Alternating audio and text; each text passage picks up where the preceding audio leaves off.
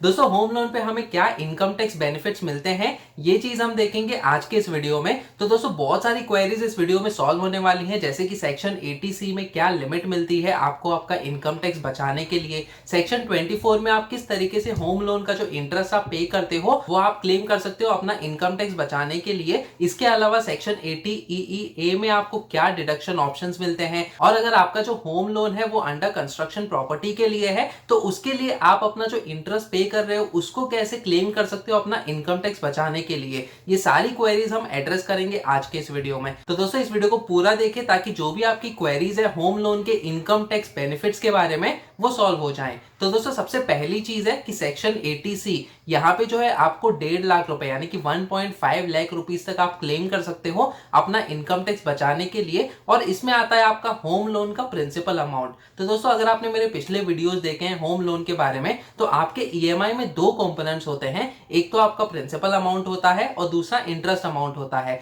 तो दोस्तों जो आपका प्रिंसिपल अमाउंट है आप उसको क्लेम कर सकते हो सेक्शन 80C में, और मैक्सिमम आप 1.5 लाख रुपए तक क्लेम कर सकते हो एक फाइनेंशियल ईयर के लिए। दोस्तों एक इंपॉर्टेंट पॉइंट यहाँ पे सेक्शन 80C को लेकर ये है कि जब भी आप अपना ईएमआई का जो प्रिंसिपल अमाउंट है उसको क्लेम करते हो तो दोस्तों अगले 5 साल तक आप उस प्रॉपर्टी को बेच नहीं सकते हो। अगर आपने उस प्रॉपर्टी को अगले 5 साल के अंदर ही अंदर बेच दिया तो दोस्तों क्या होगा कि जो भी आपने पिछले फाइनेंशियल ईयर्स में सेक्शन 80C में आपका जो प्रिंसिपल अमाउंट है उसको क्लेम किया है वो आपका जो अमाउंट है आपके इनकम में उसी साल ऐड कर दिया जाएगा जब आपकी प्रॉपर्टी सेल होती है, और दोस्तों आपको उस पे इनकम टैक्स पे करना होगा। तो दोस्तों ये इंपॉर्टेंट चीज आपको ध्यान में रखने की जरूरत है जब भी आप प्रॉपर्टी को सेल करते हो। अब दोस्तों अगला सेक्शन आता है आपका सेक्शन 24, जहां पे आप होम लोन का जो इंटरेस्ट अमाउंट है यानी कि जो इंटरेस्ट कंपोनेंट है आपके ईएमआई में वो क्लेम कर सकते हो, और एक फाइनेंशियल ईयर में आप 2 लाख रुपए तक क्लेम कर सकते हो अपना इनकम टैक्स बचाने के लिए सेक्शन 24 में। अब दोस्तों आपका ये जो प्रिंसिपल अमाउंट और इंटरेस्ट अमाउंट है जो आपके ईएमआई को बिलोंग करता है वो आप पूरे फाइनेंशियल ईयर के लिए कैसे कैलकुलेट कर सकते हो, इसके लिए मैंने अलग से आपके लिए कैलकुलेटर बनाया है। या तो आप मेरा एक्सेल कैलकुलेटर यूज कर सकते हो या फिर होम लोन का ईएमआई कैलकुलेटर है वो भी आप यूज कर सकते हो। तो ये कैसे यूज करते हैं चलिए देखते हैं। तो दोस्तों होम लोन का कैलकुलेटर यूज करने के लिए आपको गूगल पे आना है और सर्च करना है फिनकैलसी ब्लॉग। तो फिनकैलसी ब्लॉग सर्च करने के बाद आपको सबसे पहला लिंक दिखेगा fincalcy-blog.in, जो कि मेरी वेबसाइट है। आपको यहाँ पे क्लिक करना है और फिर दोस्तों मेरी वेबसाइट का होम पेज ओपन हो जाएगा।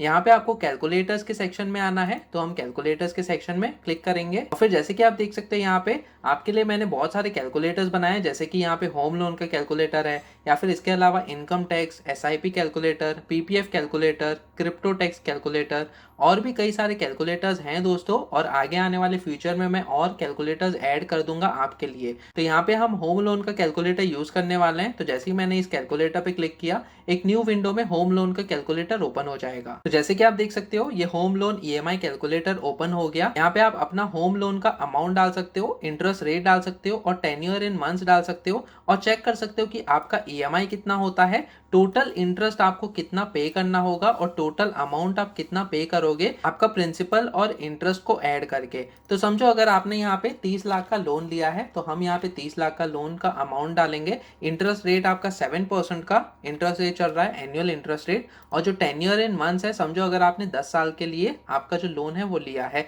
10 साल के हिसाब से आपका कितना मंथ्स होता है, 120 महीने होते हैं, तो 120 मंथ्स हमने डाल दिया। तो यहाँ पे आपका ईएमआई होता है 34,833 रुपीज।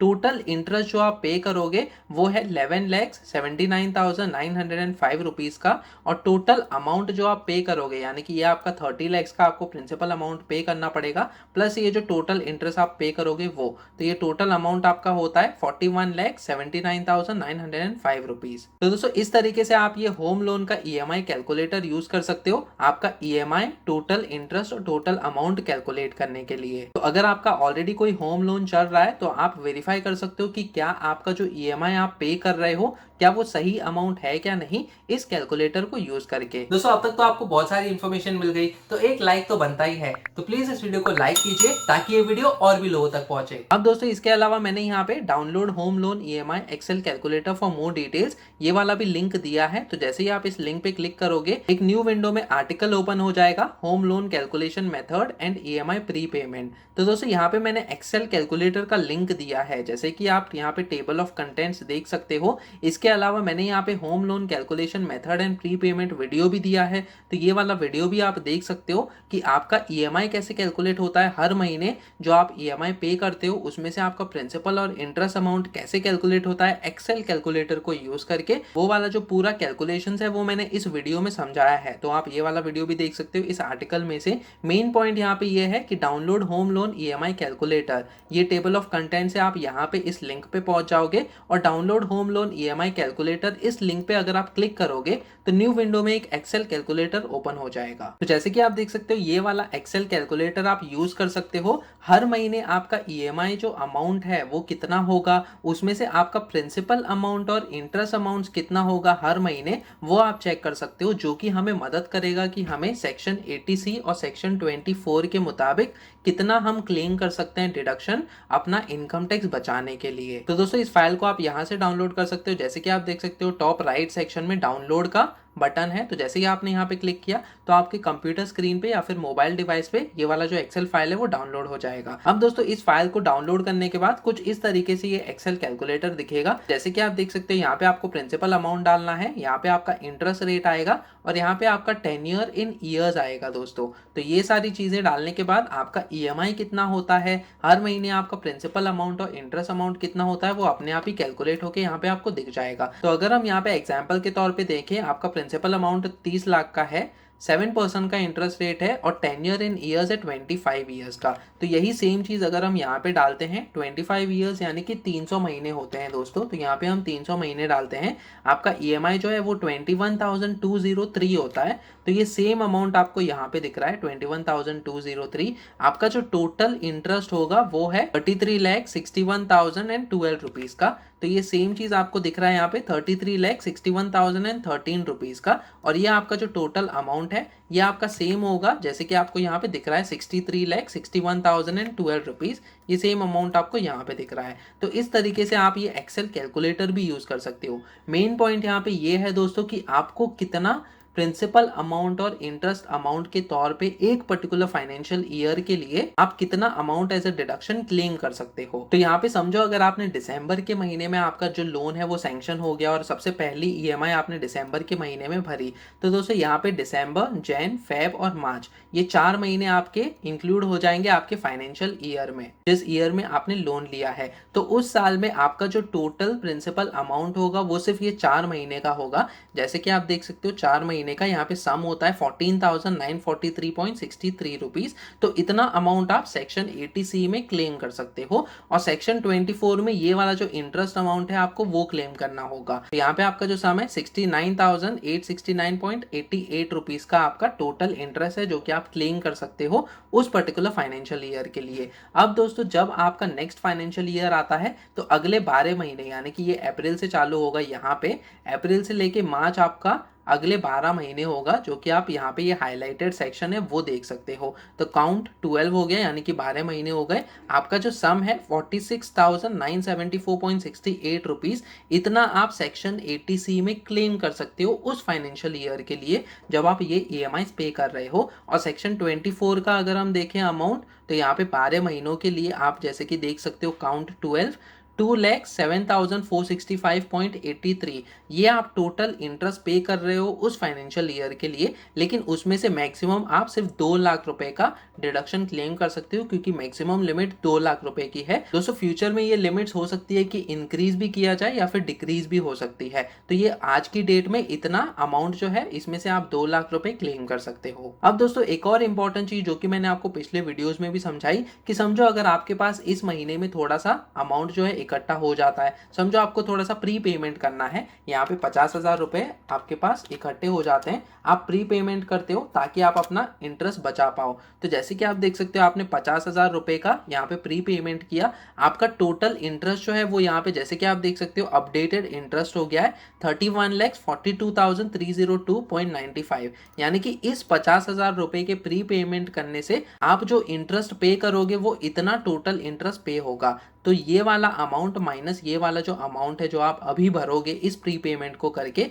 वो आपका टोटल सेविंग्स हो गया। तो जैसे कि आप देख सकते हो कि 50,000 का प्री पेमेंट अगर आप यहाँ पे कर देते हो तो आप अप्रोक्सीमेटली 2,18,709.83 रुपीज का अमाउंट जो है सेव कर रहे हो एज अ इंटरेस्ट अमाउंट आपके पूरे होम लोन के टेन्योर में। दोस्तों इस चीज को और अच्छे से समझने के लिए आप मेरा दूसरा होम लोन का वीडियो देख सकते हो, जहां पे मैंने कई सारे एग्जांपल्स के जरिए आपको समझाया है कि कैसे आप प्री पेमेंट्स करके आपका होम लोन का इंटरेस्ट बचा सकते हो। उस वीडियो का लिंक मैं डिस्क्रिप्शन सेक्शन में डाल दूंगा। अब दोस्तों इंपॉर्टेंट चीज यहाँ पे ये आती है कि जब आप इस 12 महीने में आपका जो 80C सेक्शन है उसमें आप क्लेम करते हो अपना अमाउंट, तो यहाँ पे आपका 50,278.24 रुपीज का सेक्शन 80C में आप क्लेम कर दिया आपने, लेकिन आपका ये जो प्री पेमेंट अमाउंट है आप उसको भी ऐड कर सकते हो। तो जो आपने प्री पेमेंट किया अगर हम उसको भी कंसिडर करें तो आपका टोटल सम होता है 1,278.24 रुपीज। तो जो आप प्री पेमेंट्स करते हो उसको भी आप अपने सेक्शन 80C में ऐड करके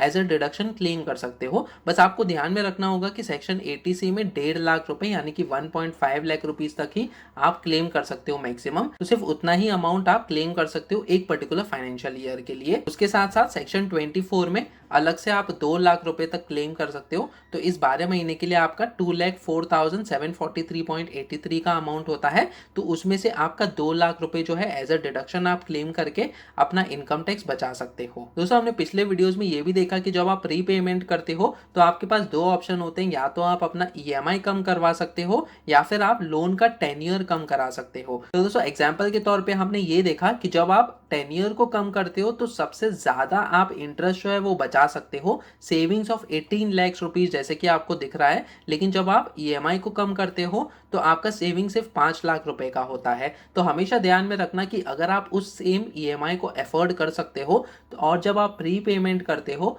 तो आपको रिड्यूस टेन्योर करना चाहिए, यानी कि टेन्योर को कम करना चाहिए ताकि आप जल्दी से जल्दी अपना जो लोन है उसको खत्म कर सको। तो दोस्तों जैसे कि आपने देखा इस कैलकुलेटर की मदद से आप अपना होम लोन का EMI भी कैलकुलेट कर सकते हो, टोटल इंटरेस्ट आप कितना पे करोगे आपके पूरे होम लोन के टेन्योर में ये भी आपको पता चल जाएगा। और एक्सेल कैलकुलेटर की मदद से आप ये भी चेक कर सकते हो कि हर फाइनेंशियल ईयर में आपका प्रिंसिपल अमाउंट कितना होता है और इंटरेस्ट अमाउंट कितना होता है, और उसी के हिसाब से आपका जो सेक्शन 80C में या फिर सेक्शन 24 में कितने अमाउंट्स आप क्लेम कर सकते हो अपना जो इनकम टैक्स है उसको बचाने के लिए, वो आपको पता चल जाएगा। अब दोस्तों हम बात करते हैं अंडर कंस्ट्रक्शन प्रॉपर्टी के बारे में। तो बहुत सारे लोग इंडिया में होम लोन लेते हैं लेकिन उनका जो कंस्ट्रक्शन है वो फ्यूचर में कंप्लीट होने वाला है। तो समझो अगर आपने 2018 में होम लोन लिया लेकिन इसका जो कंस्ट्रक्शन है वो कंप्लीट होगा 2020 में, तो दोस्तों क्या आप उसका जो इंटरेस्ट पे कर रहे हो 2018 से लेके 2020 तक, क्या आप उसको क्लेम कर सकते हो? तो दोस्तों इसका सीधा सा आंसर है कि आप उसको क्लेम नहीं कर सकते जब तक आपका जो कंस्ट्रक्शन है वो कंप्लीट नहीं होता। तो 2018 से लेके 2020 तक आपका जो भी इंटरेस्ट जाता है आपके EMI कंपोनेंट में उसको आप क्लेम नहीं कर सकते। लेकिन दोस्तों इंपॉर्टेंट चीज यहाँ पे ये है कि जैसे ही आपका 2020 में आपका जो होम कंस्ट्रक्शन है वो कंप्लीट होता है, उसके बाद दोस्तों आपको 5 इक्वल इंस्टॉलमेंट्स पे जो आपका प्री कंस्ट्रक्शन इंटरेस्ट था उसको आप क्लेम कर सकते हो। तो दोस्तों एग्जांपल के तौर पे जैसे कि आप देख सकते हो यहाँ पे फाइनेंशियल ईयर 2018 और 19 में आपने होम लोन लिया है एक अंडर कंस्ट्रक्शन प्रॉपर्टी के लिए, और ये प्रॉपर्टी कंप्लीट होती है फाइनेंशियल ईयर 2020 और 21 में। तो दोस्तों इस फाइनेंशियल ईयर से पहले जो मार्च का महीना आता है, यानी कि मार्च 2022 का जो महीना आता है, वहां तक आपने कितना टोटल इंटरेस्ट पे किया है उसे हम कहते हैं प्री कंस्ट्रक्शन इंटरेस्ट। तो दोस्तों आपका जो टोटल प्री कंस्ट्रक्शन इंटरेस्ट है वो होगा sum of this number and this number. तो ये जो दो फाइनेंशियल ईयर्स हैं उनका जो टोटल होगा इंटरेस्ट वो आपका प्री कंस्ट्रक्शन इंटरेस्ट अमाउंट होगा। अब इस इंटरेस्ट अमाउंट को आप ये दो फाइनेंशियल ईयर्स में क्लेम नहीं कर सकते, लेकिन आप इस फाइनेंशियल ईयर से क्लेम कर सकते हो 5 इक्वल इंस्टॉलमेंट्स की मदद से। तो आपका जो 5 इक्वल इंस्टॉलमेंट्स होगा वो इस अमाउंट को लिया जाएगा, डिवाइड करेंगे हम 5 से, यानी कि 42,000 रुपीज आप एडिशनल क्लेम कर सकते हो इस फाइनेंशियल ईयर में। तो जो टोटल अमाउंट आप सेक्शन 24 की मदद से क्लेम कर सकते हो इस फाइनेंशियल ईयर में वो होगा आपका ये वाला 72,000 प्लस आपका ये जो 42,000 है वो, तो आपका सम होगा 1,14,000 सेक्शन 24 में और 1,50,000 क्योंकि मैक्सिमम यहाँ पे आप 1.5 लाख रुपए ही क्लेम कर सकते हो प्रिंसिपल अमाउंट सेक्शन 80C में। तो ये वाला आपका अमाउंट आएगा सेक्शन 80C में और ये वाला जो इंटरेस्ट अमाउंट है वो आपका आएगा सेक्शन 24 में। तो दोस्तों इस तरीके से आपका ये जो प्री कंस्ट्रक्शन इंटरेस्ट अमाउंट है उसको आप क्लेम कर सकते हो 5 इक्वल इंस्टॉलमेंट्स की मदद से इस पर्टिकुलर फाइनेंशियल ईयर से। अब दोस्तों बात करते हैं स्टैंप ड्यूटी और रजिस्ट्रेशन के बारे में। तो जब भी आप अपना घर खरीदते हो तो जो प्रॉपर्टी की वैल्यू होती है उसका एक छोटा सा परसेंटेज, यूजुअली ये 4 से लेके 6% का आपका वैल्यू होता है प्रॉपर्टी का। तो दोस्तों इतना अमाउंट आपको एक स्टैंप ड्यूटी और रजिस्ट्रेशन के नाम पे गवर्नमेंट को देना होता है। तो दोस्तों इस अमाउंट को भी आप क्लेम कर सकते हो सेक्शन 80C में। लेकिन दोस्तों ध्यान में रखने की जरूरत यह है कि सेक्शन 80C में मैक्सिमम आप 1.5 लाख रुपए यानी कि 1.5 लाख रुपीस तक ही क्लेम कर सकते हो एक फाइनेंशियल ईयर में। तो जिस फाइनेंशियल ईयर में आप घर खरीदते हो और स्टैंप ड्यूटी और रजिस्ट्रेशन को पे करते हो उसी फाइनेंशियल ईयर में आप इस अमाउंट को क्लेम कर सकते हो सेक्शन 80C के तहत। अब दोस्तों एक और इंपॉर्टेंट सेक्शन आता है यहाँ पे, सेक्शन 80EEA। तो दोस्तों बहुत सारे लोगों को नहीं पता है कि इस सेक्शन के तहत आपका जो भी इंटरेस्ट अमाउंट है वो आप क्लेम कर सकते हो। तो दोस्तों बजट 2019 में गवर्नमेंट ने होम बाइंग को प्रमोट करने के लिए इस सेक्शन को इंट्रोड्यूस किया और इसके तहत आपको एडिशनल 1.5 लाख रुपीस का जो इंटरेस्ट कंपोनेंट है उसको आप क्लेम कर सकते हो अपना इनकम टैक्स बचाने के लिए। तो दोस्तों सेक्शन 24 में तो आप 2 लाख रुपए तक इंटरेस्ट अमाउंट को क्लेम कर सकते हो अपना इनकम टैक्स बचाने के लिए। उसके अलावा आप सेक्शन 80EEA में भी 1.5 लाख रुपीस तक का जो इंटरेस्ट अमाउंट है उसको आप एडिशनली क्लेम कर सकते हो अपना इनकम टैक्स बचाने के लिए। तो दोस्तों इस तरीके से एक पर्टिकुलर फाइनेंशियल ईयर में 3.5 लाख रुपीस तक आप क्लेम कर सकते हो एज अ इंटरेस्ट अमाउंट। लेकिन दोस्तों इस सेक्शन 80EEA को यूज करने के लिए थोड़ी सी कंडीशंस है। तो आपकी जो स्टैंप वैल्यू है उसको लेस देन और इक्वल टू 45 लाख होनी चाहिए। इसके अलावा अगर आपका लोन सैंक्शन हुआ है 1 अप्रैल 2019 से लेके 31 मार्च 2022 के बीच में तो आप एलिजिबल रहोगे सेक्शन 80EEA के तहत आपका जो इंटरेस्ट अमाउंट है उसको क्लेम करने के लिए। इसके अलावा एक और कंडीशन है कि आपको एक फर्स्ट टाइम होम बायर होना चाहिए, यानी कि आपकी और कोई प्रॉपर्टी नहीं होनी चाहिए आपके नाम पे। ये सारे कंडीशंस अगर आप फुलफिल करते हो तो सेक्शन 80EEA के तहत 1.5 लाख रुपीस तक का आपका जो इंटरेस्ट अमाउंट है वो आप क्लेम कर सकते हो। दोस्तों कई सारे केसेस में जॉइंट होम लोन लिया जाता है। जैसे कि आपको पता है कि आजकल के टाइम में हस्बैंड एंड वाइफ दोनों ही काम करते हैं एक साथ और दोनों ही कंट्रीब्यूट करना चाहते हैं। तो दोस्तों जब आप जॉइंट होम लोन लेते हो और आप जॉइंटली को ओनर्स होते हो किसी भी हाउस प्रॉपर्टी के लिए, इसकी मदद से सेक्शन 80C में जो फर्स्ट होल्डर है, समझो अगर फर्स्ट होल्डर हस्बैंड है तो वो 1.5 लाख रुपए अलग से क्लेम कर सकते हैं और जो वाइफ है वो भी मैक्सिमम 1.5 लाख रुपए अलग से क्लेम कर सकते हैं, प्रोवाइडेड कि इनके अकाउंट से अलग से कंट्रीब्यूट हो रहा है इनके EMIs में। इसके अलावा सेक्शन 24 में भी 2 लाख रुपीज फर्स्ट होल्डर जो है वो क्लेम कर सकता है और सेकेंड होल्डर भी 2 लाख रुपीज तक मैक्सिमम क्लेम कर सकते हैं। तो दोस्तों एज अ फैमिली ये अपना इनकम टैक्स बचा सकते हैं जब भी ये अपने होम लोन में कंट्रीब्यूट करते हैं। दोस्तों इसके अलावा आप मेरे बाकी के वीडियोस भी देख सकते हो। एक वीडियो में PPF यानी कि पब्लिक प्रोविडेंट फंड में आपका मंथली इंटरेस्ट कैसे कैलकुलेट होता है और ईयरली कंपाउंडिंग कैसे होता है वो मैंने समझाया हुआ है एक्सेल कैलकुलेटर को यूज करके। दूसरे और एक वीडियो में आपके होम लोन पे आपका EMI कैसे कैलकुलेट होता है, उस EMI में से आपका प्रिंसिपल अमाउंट और इंटरेस्ट अमाउंट कैसे कैलकुलेट होता है और प्री पेमेंट्स करके आप किस तरीके से अपना जो इंटरेस्ट अमाउंट है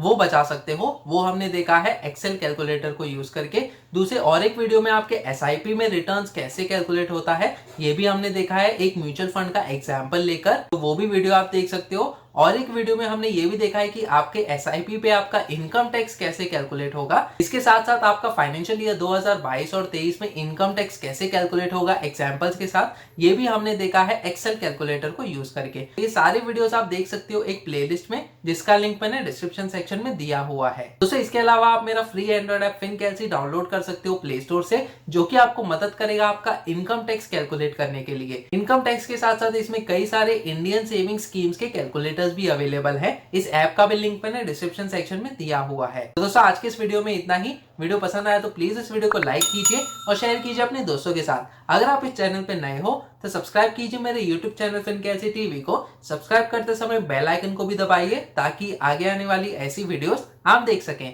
फिर मिलेंगे किसी और पर्सनल फाइनेंस रिलेटेड टॉपिक को लेकर, तब तक के लिए आप ये वाले वीडियोस देखो।